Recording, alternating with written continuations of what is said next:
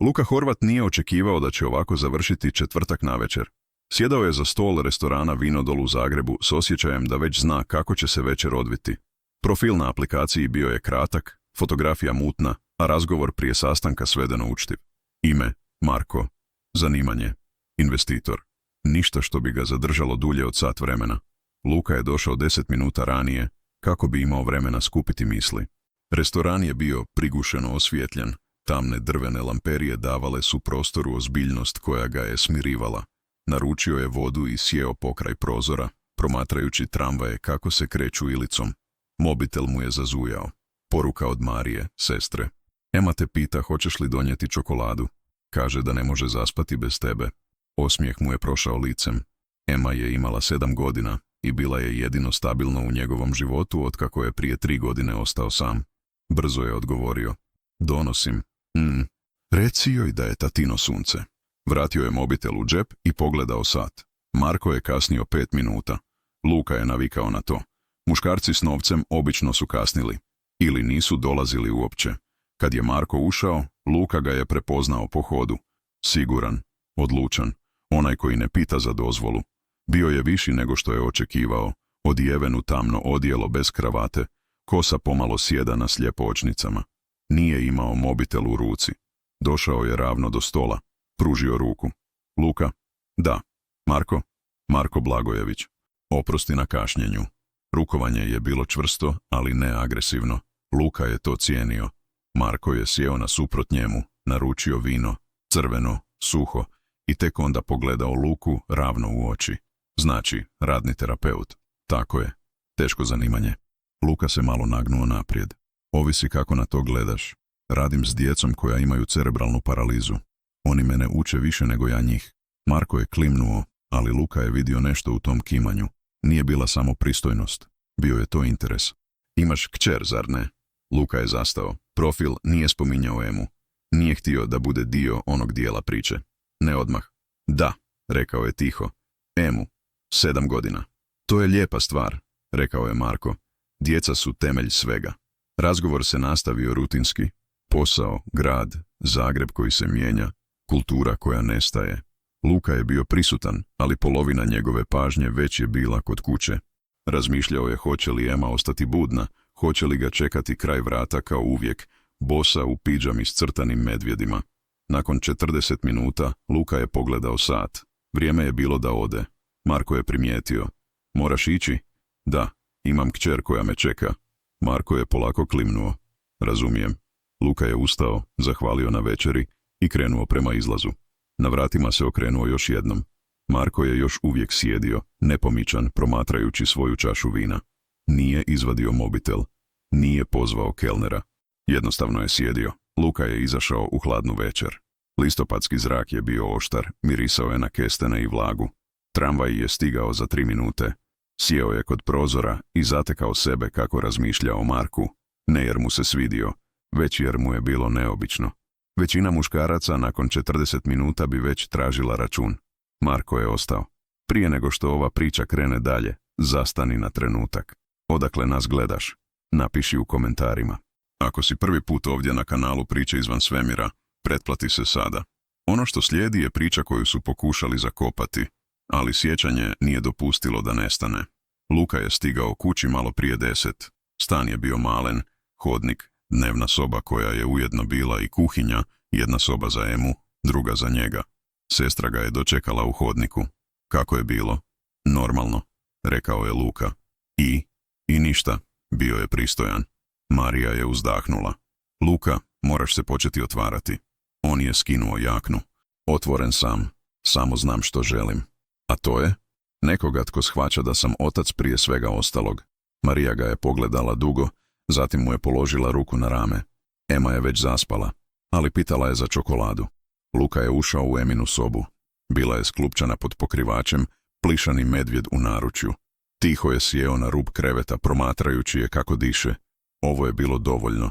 Ovo je bio cijeli svijet. Njegov mobitel je vibrirao. Poruka. Od broja kojeg nije poznavao. Hvala ti na večeri. Znam da je bilo kratko, ali volio bih da se ponovo vidimo. Ne zato što idem negdje, već zato što mi se čini da vrijediš vrijeme. Luka je dugo gledao u poruku. Nešto u njoj bilo je drugačije. Nije odgovorio. Barem ne te noći. Petak je bio kaotičan. Luka je imao 4 terapije prije podne. Jedno dijete sa taksijom, 2 s poremećajem integracije osjetila i dječaka koji je nakon moždanog udara morao ponovno učiti kako držati olovku. Svaki slučaj bio je drugačiji. Svaki zahtijevao je potpunu koncentraciju. Radilo se u centru za rehabilitaciju na Šalati, starom zdanju s visokim stropovima i hladnim hodnicima. Prostorija u kojoj je radio bila je svjetla, puna rekvizita, ogledala, lopti, tepih u živim bojama na podu. Djeca su ga zvala Luki. Nikada gospodin Horvat. To mu je bilo važno. U podne je sjedao u malu sobu za odmor, zagrizao sendvič koji je pripremio rano ujutro i čitao poruku koju nije mogao ignorirati. Marko je poslao još jednu. Imam jedan prijedlog, ne moraš odmah odgovoriti, ali ako imaš vremena ovaj vikend, volio bih te pozvati na ručak. S Emom ako želiš. Poznajem jedno mjesto na Sljemenu. Djeca vole palacinke tamo. Luka je stavio mobitel licem prema dolje. To je bilo previše. Previše brzo. Ali onda ga je nešto zaustavilo. Marko je spomenuo Emu. Nije tražio da ostane po strani. Tražio je da postane dio slike. To je bilo neobično. Ponekad zastrašujuće. Luka je pročitao poruku još jednom. Zatim je odgovorio, subota popodne. Ali ne obećavam ništa. Odgovor je stigao za minutu. Ne tražim obećanja. Subota je donijela sunce. Rijetko za Zagreb krajem listopada. Luka je obukao Emu u njen plavi kaputić, poveže joj kosu u rep i izašli su tramvajem do Mihaljevca, odakle ih je Marko pokupio automobilom. Nije bio luksuzan. Bio je praktičan. Volvo SUV, crn, čist. Ema je sjedala straga, radoznala i nepovjerljiva. Tko si ti? Pitala je Marka bez ustezanja. Ja sam Marko, prijatelj tvog tate. Moj tata ima puno prijatelja? Marko se nasmiješio. Možda ne puno, ali dobre. Ema je prihvatila to objašnjenje. Luka je sjeo naprijed, nesiguran je li napravio dobru odluku. Vožnja do Sljemena trajala je 20 minuta. Razgovor je bio lagan. Marko je pitao Emu o školi, što voli crtati, koje joj je najdraže jelo. Nije bilo forsiranja. Bio je prirodan s njom. Luka je gledao kroz prozor i pokušavao ne primijetiti kako se Ema smije. Restoran je bio mali, drveni, pored šume. Unutra je mirisalo na cimet i maslo. Naručili su palacinke, Nutella za Emu, voćne za Luku. Marko je uzeo kafu. Koliko često dolaziš ovdje? Pitao je Luka. Često. Nekad sam ovdje dovodio sina. Luka je podigao pogled. Sina? Marko je klimnuo polako. Imao je 10 godina. Filip. Izgubio sam ga prije 6 godina. Luka je prestao disati. Nije znao što reći. Ema je jela palacinke pokraj njih, fokusirana, nesvjesna. Što se dogodilo? Luka je pitao tiho. Autoimuna bolest, brza. Liječnici nisu mogli ništa. Marko je pogledao kroz prozor prema šumi. Poslije toga, svaki restoran u kojem smo bili zajedno postao je svetište. Ne dolazim ovamo često, ali kad dođem, osjećam ga. Luka je shvatio zašto je Marko ostao za stolom u četvrtak. Zašto nije žurio? Zašto je rekao da djeca su temelj svega? Oprosti, šapnuo je Luka. Marko se vratio pogledom k njemu.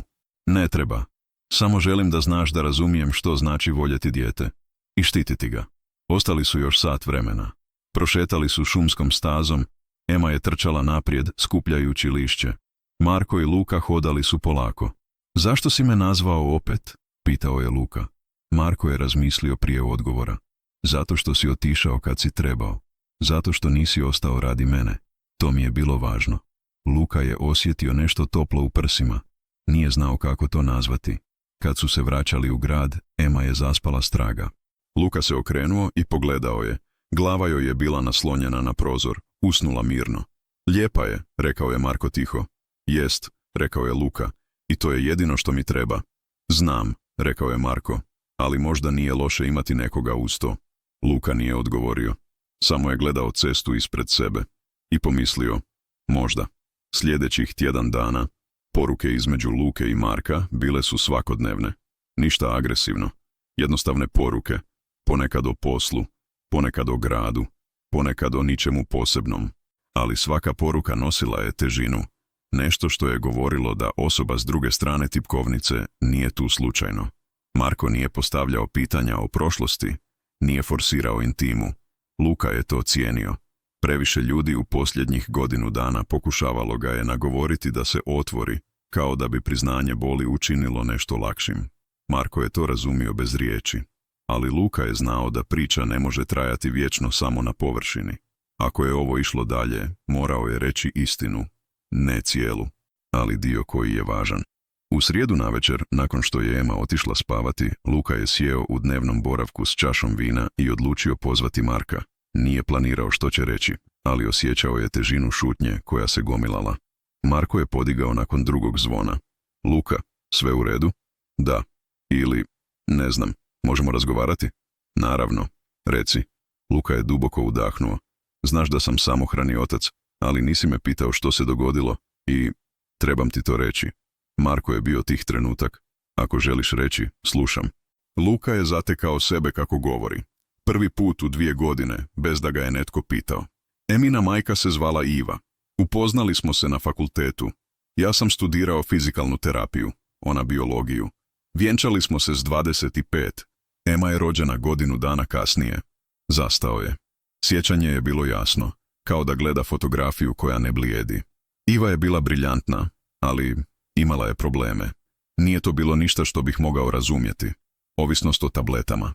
Anksiolitici. Počelo je polako. Završilo katastrofom. Glas mu je bio ravan, ali ruke su mu drhtale. Kad je Ema imala 4 godine, Iva je otišla. Nije nestala. Rekla je da ne može biti majka, da ne može biti sa mnom. Potpisala je papire. Ja sam dobio potpuno skrbništvo.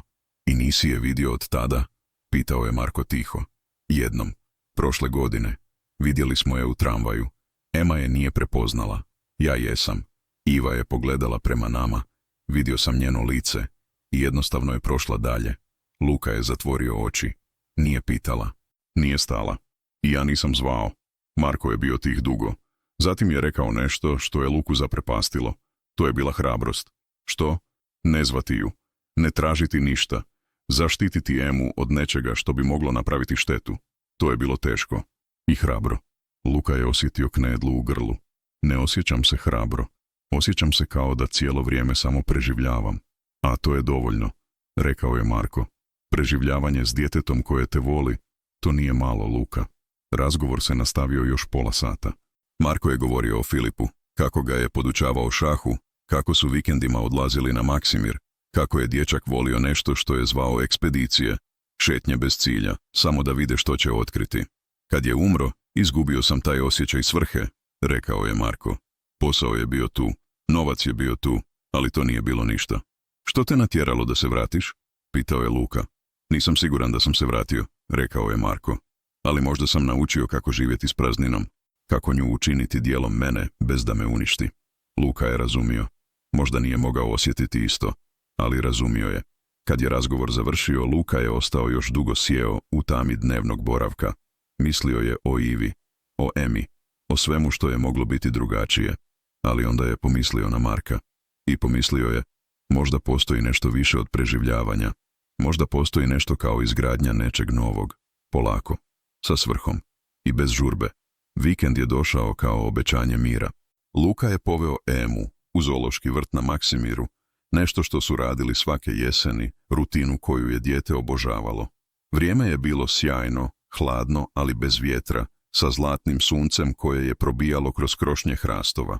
Ema je trčala od jednog kaveza do drugog, pokazujući na životinje, postavljajući milijun pitanja. Tata, zašto zebre imaju pruge? Da se sakriju od lavova. Ali lavovi nisu slijepi, tata. Luka se nasmiješio. Nisu. Ali pruge zbunjuju oko. Kad se grupa zebra kreće zajedno, izgledaju kao jedna velika životinja. To je pametno. Ema je klimnula ozbiljno. Ja bih bila zebra. A zašto ne lav? Lavovi su usamljeni. Luka je zastao. Nije znao je li to djetetova logika ili nešto dublje. Mobitel mu je vibrirao u džepu. Poruka od Marka. Jesi li slobodan večeras? Imam nešto što bi ti moglo biti zanimljivo, ali nije obavezno. Luka je stajao pored basena sa fokama, Ema je gledala kako rone i pročitao poruku 2 puta. Bilo je nešto u toj rečenici, nije obavezno, što ga je uvjerilo da ovo nije pritisak, da Marko stvarno dopušta prostor. odgovorio je. Ema spava kod sestre večeras. Mogu u 8. Marko je poslao adresu, stan u centru Zagreba, Vlaškoj ulici, blizu trga. Luka je došao tramvajem, ušao u staru zgradu s kamenim stubama i visokim stropovima. Marko ga je dočekao na vratima, opušteno odjeven, traperice i bijela košulja, bez cipela. To je bilo neobično, prva ozbiljna razina privatnosti. Dobro došao, rekao je Marko. Ulazi. Stan je bio prostran, ali ne pretjerano luksan. Smeđa koža na namještaju, police pene knjiga, dnevni boravak koji se otvarao prema balkonu. Na stolu je gorjela svijeća. Uz nju šahovnica. Znaš li igrati? Pitao je Marko. Nisam dugo, rekao je Luka, ali znam pravila. To je dovoljno. Sjedali su jedan nasuprot drugog. Marko je otvorio bocu crvenog vina, nešto teško, možda dingač, i napunio 2 čaše. Počeli su igrati. Prve partije bile su nespretne. Luka je gubio figure prebrzo, zaboravljao na koordinaciju. Ali onda se nešto promijenilo.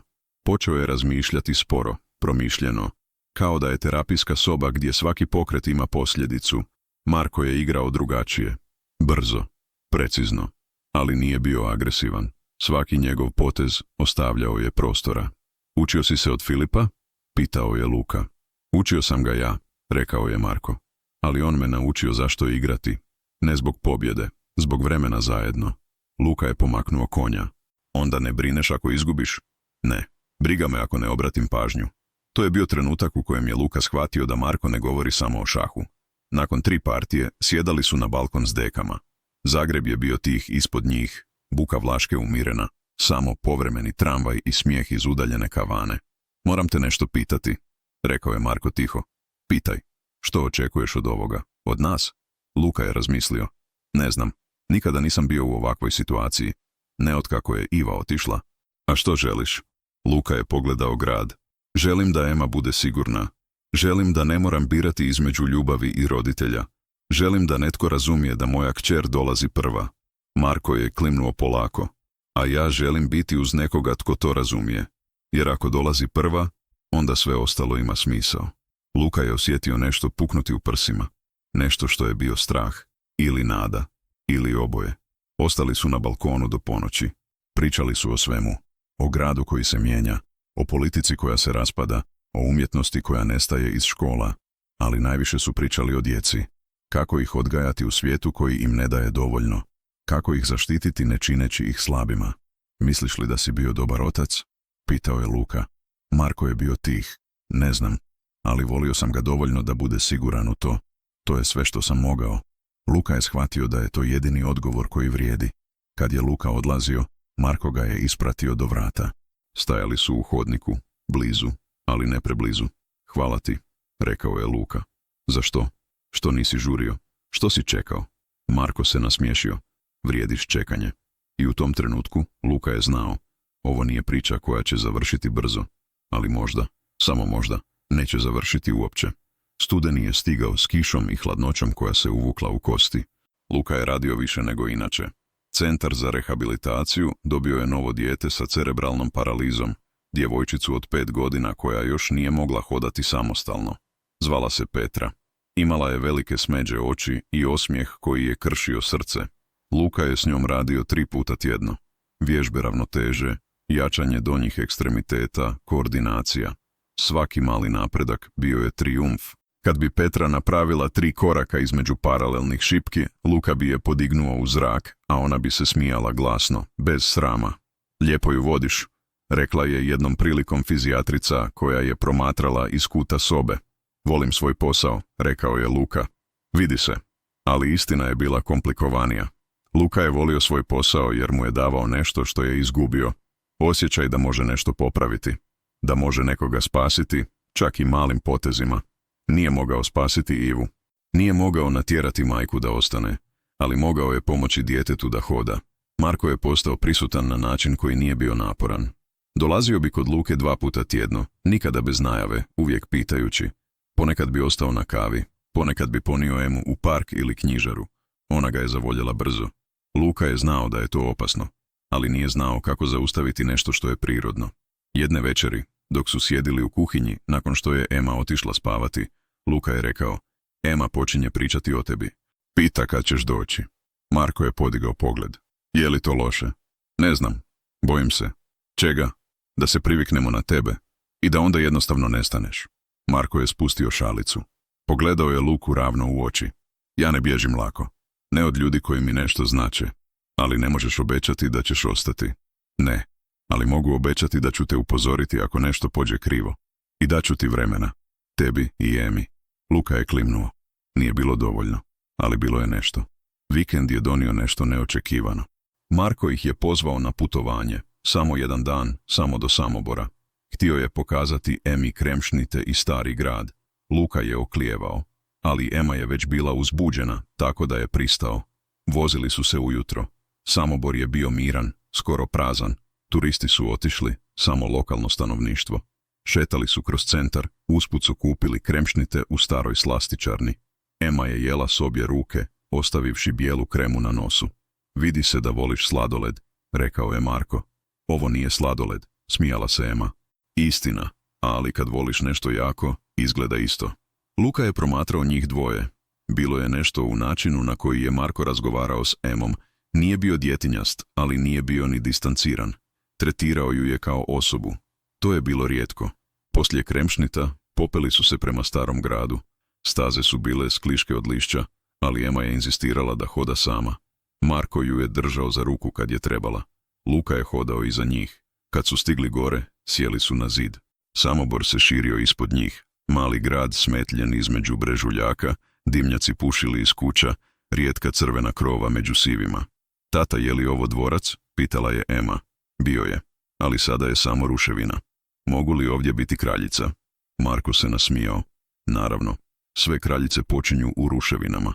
Ema je skočila sa zida i počela istraživati prostor, pretvarajući se da nosi krunu. Luka i Marko ostali su sjediti. Hvala ti, rekao je Luka. Za što? Što vidiš njezinu maštu? Ne svi ljudi to vide. Marko je pogledao prema Emi.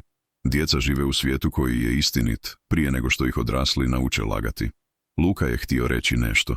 Htio je reći da je sretan, da se osjeća sigurno, ali bojao se da će to poremetiti balans. Tako da je samo klimnuo. I u tom trenutku Ema je vikala. Tata, Marko, idite ovamo, imam prijestolje. Smijali su se oboje. I otišli su. Na povratku kući Ema je zaspala u autu. Marko je parkirao ispred Lukine zgrade, ali nije isključio motor. Mogu li te nešto pitati? Rekao je Marko. Slobodno. Jesi li ikada pomislio da možda zaslužuješ biti sretan? Ne samo preživjeti, nego biti zaista sretan. Luka je gledao kroz prozor. Nije znao odgovor, ali pomislio je, možda.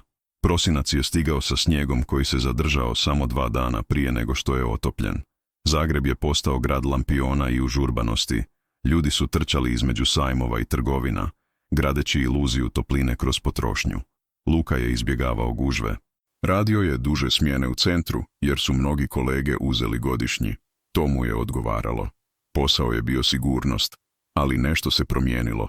Luka je primjećivao da razmišlja o Marku češće nego prije. Nije to bila obsesija. Bilo je to kao tiho pozadinsko strujanje, prisutnost koja je bila tamo čak i kad nisu razgovarali. Marko mu je poslao poruku u ponedjeljak ujutro. Imam jednu ideju. Vikend nakon ovoga. Ema, ti, ja. Negdje hladnije. Negdje gdje možemo biti tiši. Ako želiš. Luka je pročitao poruku 3 puta prije nego što je odgovorio. Kamo? Plitvička jezera. Luka nije bio na Plitvicama godinama. Zadnji put je otišao s Ivom, davno prije Eme. Sjećanje je bilo mutno, ali nije bilo bolno. Samo daleko. Hoće li biti hladno? Pitao je Emu dok su pakirali stvari. Naravno da će biti hladno. Zima je, tata. Ema je bila praktična, kao uvijek. I što ćemo tamo? Ništa, samo hodati. Ema je razmislila. Mogu li tamo biti princeza? Luka se nasmiješio. Možeš biti što god želiš. Vozili su subotom ujutro. Cesta je bila prazna, magla gusto ležala preko polja. Marko je vozio sigurno, bez žurbe. Razgovor je bio lagan. O poslu, o školi, o sitnicama koje čine dan manje teškim. Kad su stigli, park je bio gotovo prazan. Samo nekolicina ljudi hodali su po stazama. Jezera su bila tamnozelena, gotovo crna na mjestima, gdje je voda bila duboka. Slapovi su zvučali glasno u tišini. Ema je trčala ispred njih, divila se vodi, pokazivala na ruke koje su letjele iznad jezera. Luka i Marko hodali su polako. Misliš li da je srećna? Pitao je Marko. Mislim da jest, barem kad je ovako. A ti? Luka je zastao. Pitanje je bilo teško. Nije bio navikao dati pošten odgovor na njega. Jesam, rekao je polako. Više nego što sam bio dugo. Marko je pogledao prema njemu. Što se promijenilo? Luka je htio reći, ti. Htio je reći, osjećam se manje sam. Ali bojao se da će to zvučati preslabo, preosjetljivo. Ne znam, rekao je umjesto toga.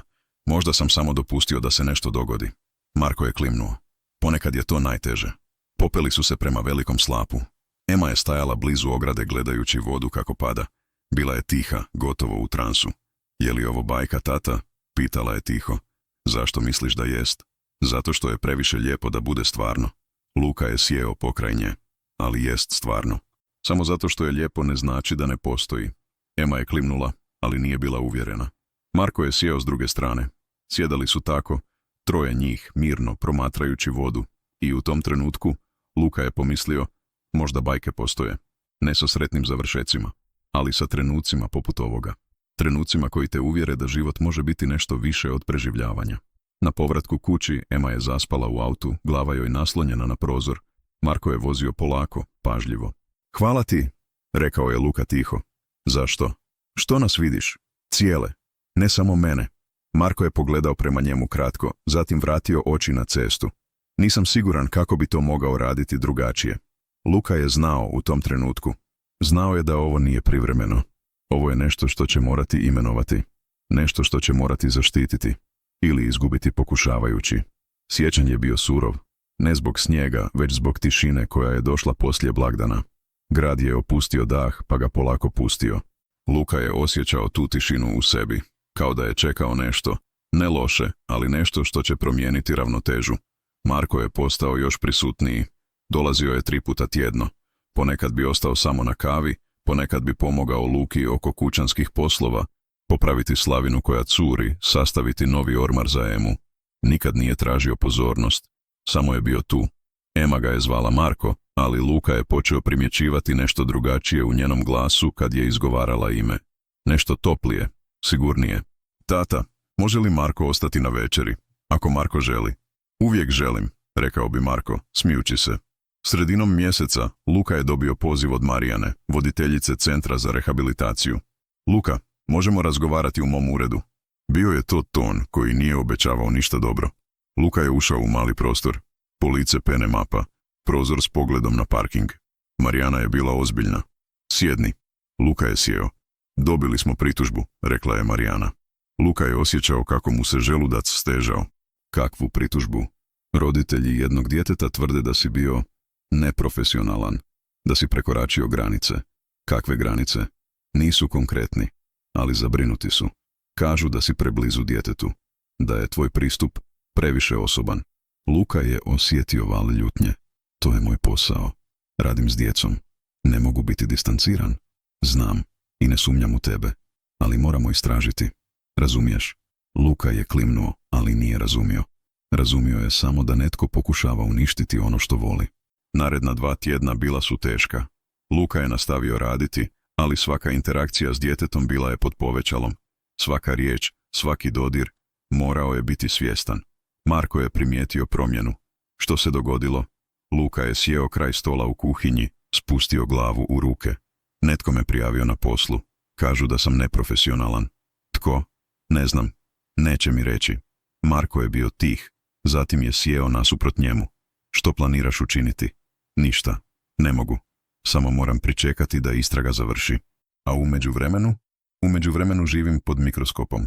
Marko je položio ruku na Lukovu. Znam da to nije pošteno, ali znam i da ćeš proći kroz ovo. Jer si dobar u onome što radiš. I to će na kraju biti dovoljno. Luka je htio vjerovati tome, ali strah je bio veći od nade. Istina je stigla krajem mjeseca. Marijana ga je pozvala u ured. Istraga je gotova.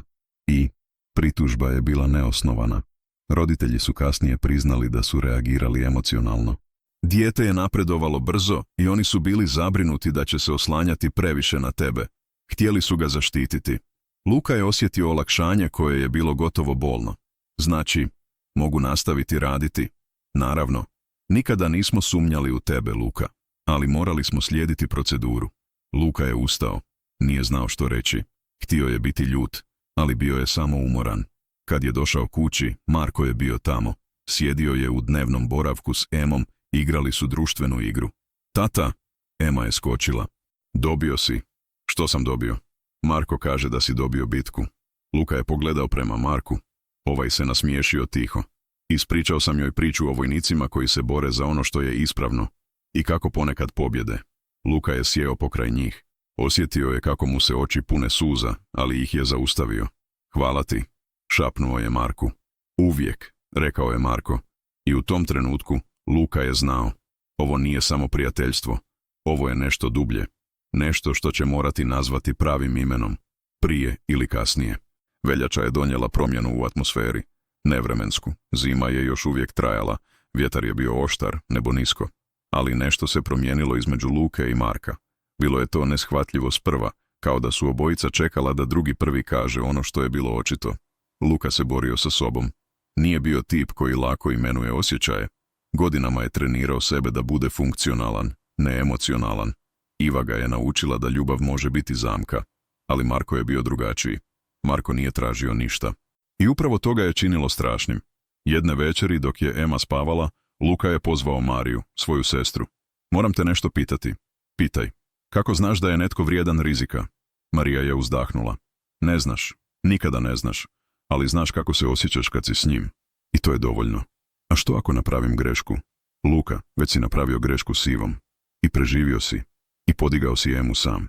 Mislim da možeš preživjeti bilo što. Luka je bio tih.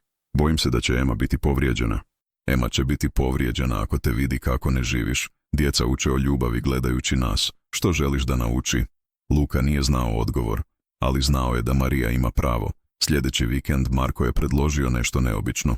Volio bih da dođeš k meni, sam, bez Eme, samo sat vremena. Luka je oklijevao. Zašto? Zato što moram ti nešto reći. I nije za dijete. Luka je pristao. Došao je u nedjelju navečer. Stan u Vlaškoj bio je miran, samo jedna lampa upaljena u dnevnom boravku. Marko ga je dočekao na vratima, ali ovaj put nije bilo igrokaza šaha ili razgovora o trivijalnostima. Sjeo je nasuprot Luki i rekao, moram biti iskren s tobom. Luka je osjetio kako mu srce ubrzava. Slušam, ja nisam samo investitor. To je istina, ali ne cijela. Ja sam vlasnik jedne od najvećih teh kompanija u Hrvatskoj. Imam timove u Zagrebu, Splitu, Osijeku. Imam ugovore sa Vladom. Imam novac koji ne mogu potrošiti. Luka je gledao u njega, zbunjen. I zašto mi to govoriš? Zato što želim da znaš da nisam običan čovjek i da sa mnom dolazi nešto što je komplicirano. Mediji, poslovni neprijatelji, ljudi koji će pokušati saznati tko si ti i tko je Ema. Luka je osjetio hladan val. Misliš da bi nas to ugrozilo? Ne fizički, ali da, moglo bi biti teško. Luka je ustao, hodao je do prozora, gledao je grad ispod, tisuće svjetala, tisuće života koji se odvijaju neovisno o njemu.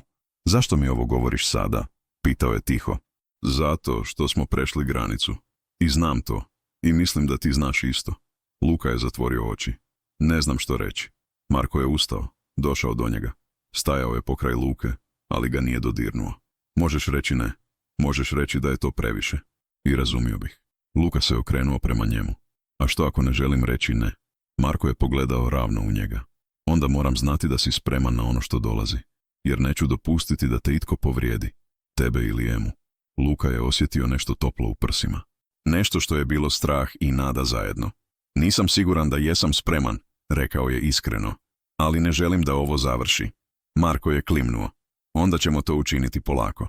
I u tom trenutku, prvi put, Marko je došao blizu. Stavite v ruku na Lukovu bradu. I poljubio ga. Bio je to poljubac koji je bio tih. Neagresivan. Nežuran. Samo prisutan. Kad se razišli, Luka je rekao, moram ići kući. Ema će me zvati. Znam. Ali obojica su znali da je nešto nepovratno promijenilo. Na putu kući, Luka je hodao kroz grad pješke, iako je bilo hladno. Trebalo mu je vremena da razmisli. Trebalo mu je prostora da shvati što se upravo dogodilo. Nije bio ljut. Nije bio uplašen. Bio je sretan. I to ga je najviše prestrašilo. Jer znao je, Jednom kada dopustiš sreću, imaš nešto što možeš izgubiti.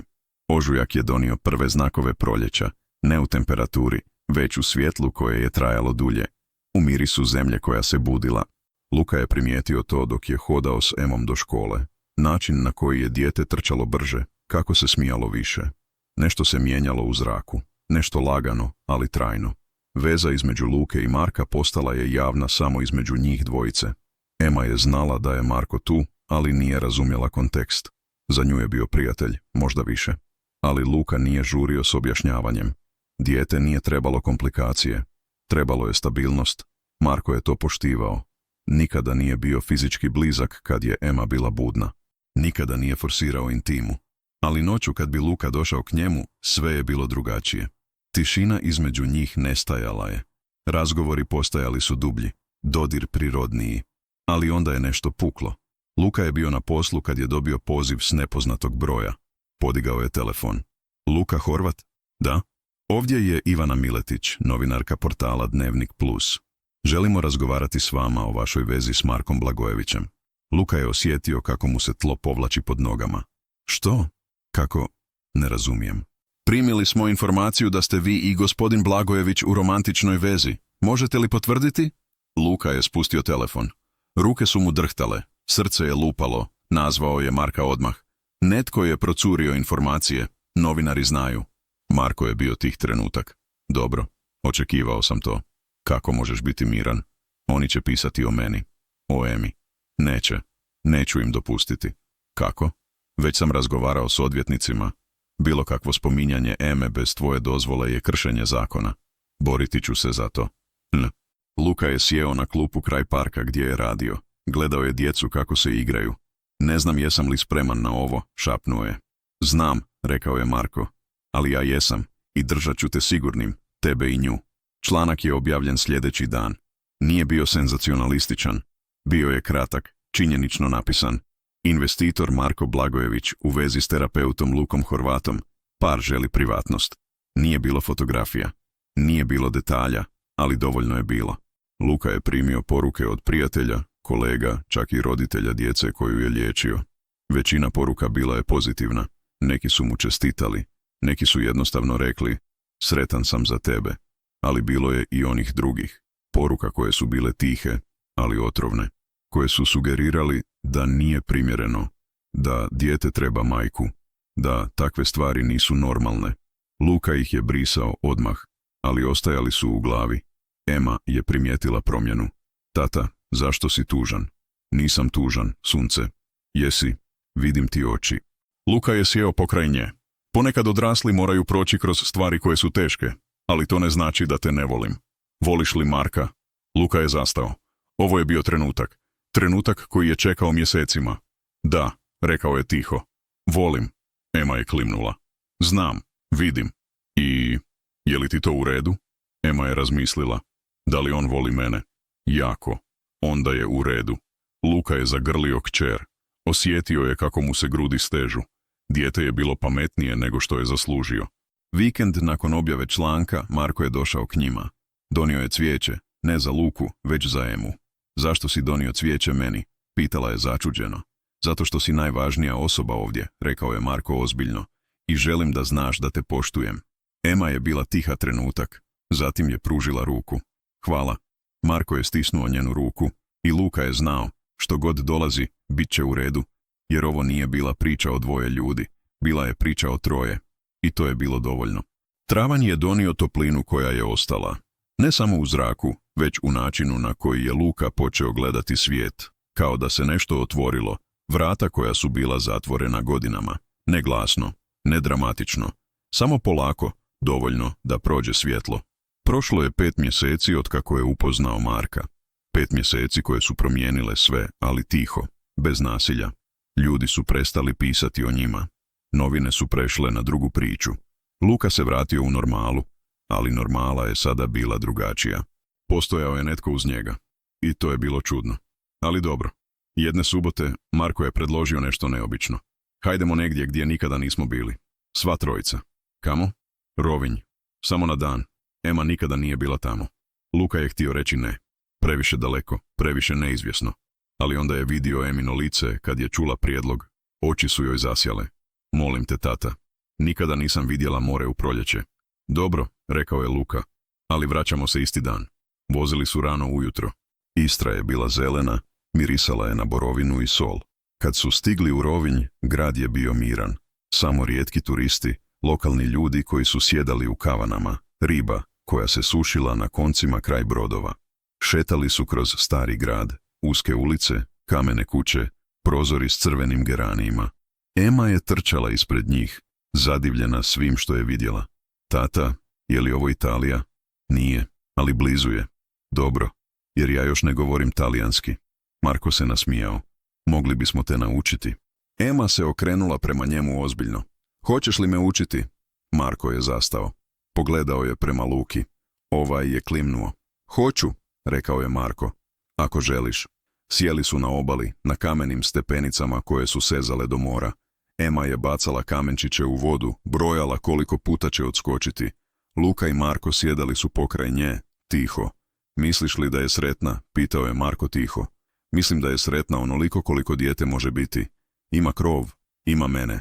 I sada ima tebe. Bojim se ponekad, rekao je Marko. Da će prepoznati da nisam otac. Da ću uvijek biti netko sporedni. Luka je pogledao prema njemu. Ne misli ona tako. Ona misli da si dio nas. I to je dovoljno. Marko je klimnuo. Ali Luka je vidio nešto u njegovim očima, sumnju. Strah da nije zaslužio ovo.